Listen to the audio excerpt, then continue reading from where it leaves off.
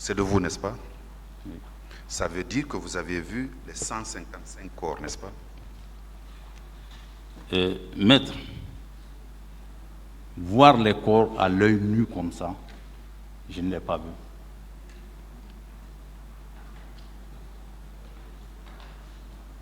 Pourquoi vous avez dit au juge d'instruction que vous avez vu les corps? Bon, je ne sais pas comment, mais je n'ai pas vu le corps, mais je suis convaincu, j'ai vérifié, les véhicules ont transité au camp.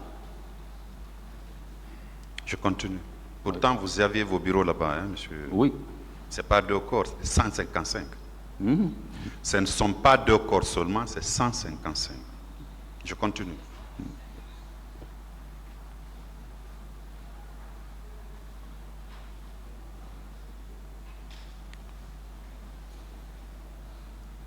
Ces corps-là, ces camions-là, qui étaient stationnés là-bas, ont pris combien de temps approximativement avant de regagner la morgue de l'hôpital Ignace Dine? On fait combien de temps là-bas avant de regagner la morgue de l'hôpital Ignace Dine? Parce que je suppose que c'était une situation de transit, le temps pour qu'on nettoie la morgue de l'hôpital Ignace Dine et puis on vient les mettre là. Bon, maître, monsieur le procureur, je ne saurais le dire honnêtement. Hein. Le temps mis pour aller, Ignace Dine, c'est pas loin. Non, ce n'est pas le temps mis. C'est le temps que les camions ont mis dans l'enceinte du camp Alma Missa Mori Touré où vous aviez vos bureaux, mon général. C'est ce que je dis. Honnêtement, je ne sais pas quel temps ils ont mis. C'est les chauffeurs qui peuvent préciser ça.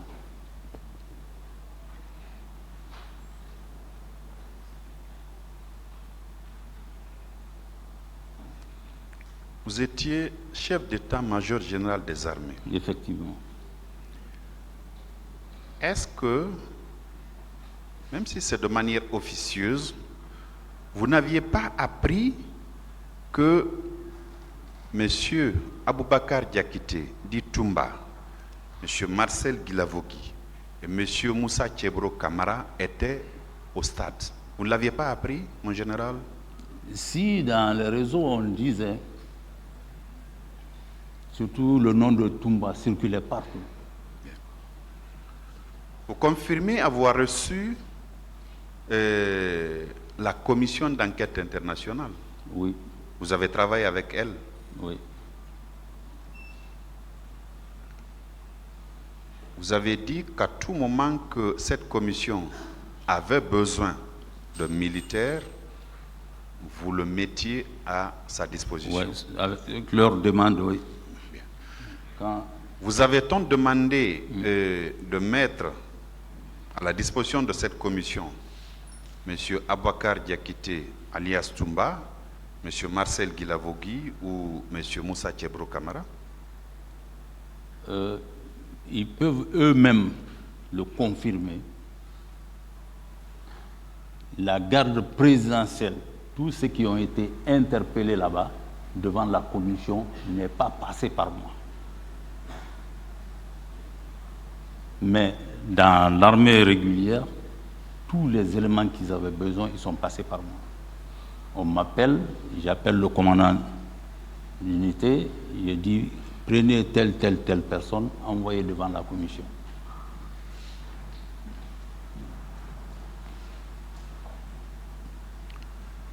Avec le ministre de la Défense nationale, sûrement à son retour, vous avez dû parler de ces douloureux événements-là. Les informations que vous aviez reçues en votre qualité de chef militaire, vous aviez l'obligation de les livrer à votre hiérarchie, Monsieur le ministre de la Défense nationale. Qu'aviez-vous dit au général Sekouba Konaté par rapport à ces événements-là, des informations que vous avez reçues? Voilà, je l'ai rendu compte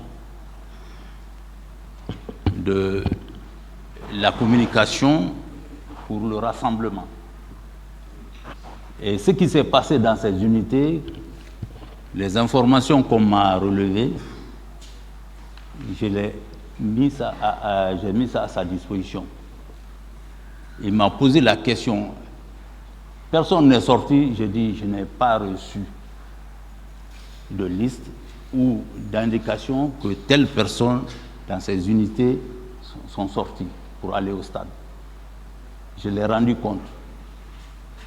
Les véhicules aussi que j'ai mis à la disposition de la Française, je lui ai dit. Je lui ai dit ça. Parlant de ces véhicules-là et des cadavres toujours, parlant de ces véhicules-là et des morts toujours, parce que quand vous avez eu besoin d'avoir les ambulances, vous avez appelé le ministre de la Défense, le ministre de la Santé d'alors, M. Diaby. Quand on vous a dit qu'il y a eu tant de morts et de blessés au stade,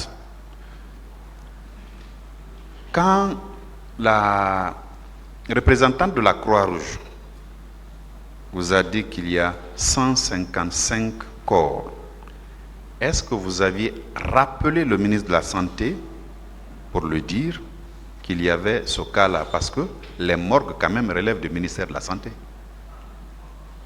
Je dis ici que la dame, quand ils ont embarqué les corps, il a ordonné d'envoyer à Niasdine. Elle ne m'a pas dit directement le nombre de blessés ni de corps. Les chiffres que vous avez donnés, j'ai pris ça dans son rapport. Et quand elle est venue, on en a parlé. J'ai parlé avec elle dans mon bureau.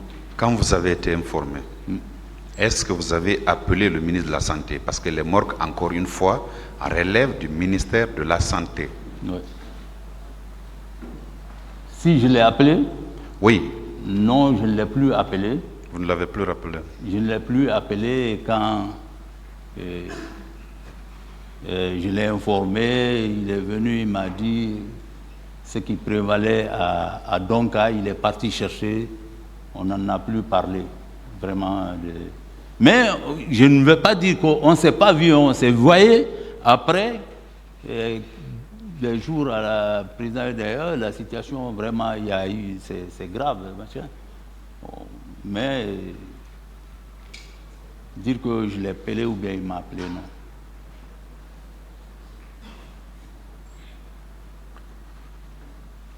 D'accord.